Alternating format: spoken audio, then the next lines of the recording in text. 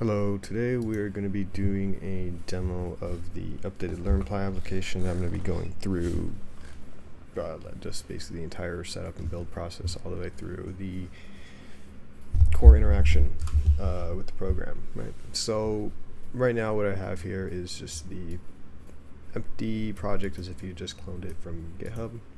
So we're just going to be uses CMake as the build system.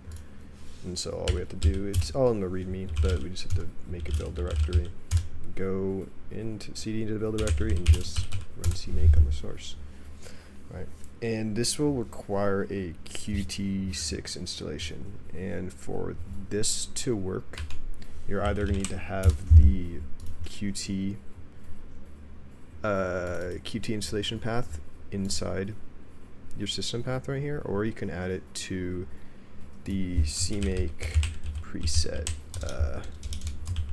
path in variable within CMake, but a lot of that can be found online. But now that we've generated the build system, we can go ahead and come over into File Explorer where our thing is. We can just open up our solution. So just open it with Visual Studio 2022 because that's what it generated for. So now we have our project here with all of our source files, and simply set this as a startup project and build it. It might take a bit of time the first time because there's some extra steps that Qt needs to do, specifically at the end of the build process. But it obviously depends on your system. In this case, it didn't take that long. So now we go ahead and launch it. In previous versions, to load up a model, we'd go into the solution properties or into debugging. We'd add a command line argument to a path of one of the models, which these come inside the repository under temp models. So one of these, you just copy the path into there. That can still work, but there's another feature that's been added that can make it a little bit more user-friendly. So you can just run it, we open the window, and the new thing is being able to open them via the window. So I'm going to temp models. I'm going to open up something. Let's open up this one, right? So that works, but we can also do it within multiple sessions, as in you can open and close multiple without having to restart the program, right? So, but the big exciting thing though is the ability to split and separate out meshes, and we do that by defining a line that we want to cut. And so we can do that by selecting control points along our mesh, and we do that, we select one by first holding down control and clicking. So I've selected one, it's invisible at the moment, then we just select another one, so right here. So now we start to build up a line. So in this case we're going to want to try and move it along the ear, so we want to do another one like right there, and then to complete it, we can either right click complete boundary, go to object, complete boundary, or we can just do the hotkey, which is shift return.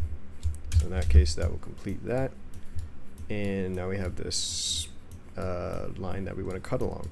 And to split, we then can once again right click to go to the context menu and click split, or go to object, split, then just do that, or you can press control return. I'm going to go ahead and do control return. So now that splits it. So now there's visibility, the program is able to know that these are different parts. Now we can continue splitting if we want. So but to do that we need to draw a new boundary. So to clear out the current boundary, we can press escape, or we can, once again, everything basically is available by the object menu. So in this case, clearing the boundary, we can press escape.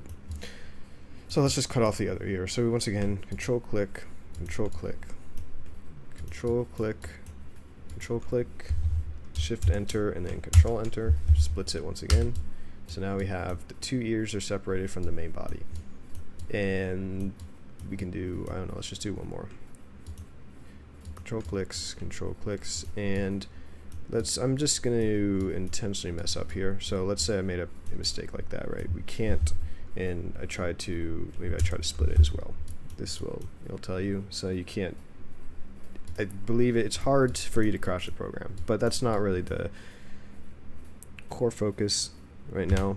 But we can just go ahead and clear it and restart again. So let's go cut off the head just by going around, completing it, and then splitting it. And we can do this up to, I think, 2 more times, and then we run out of colors. But that's also that's an easy fix.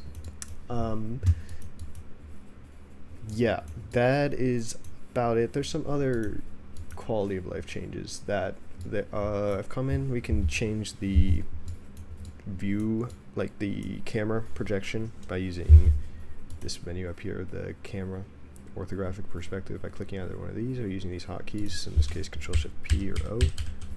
We keep it on orthographic, and also changing the visualization via the context menu. And what I accidentally just did there was pressing reset view.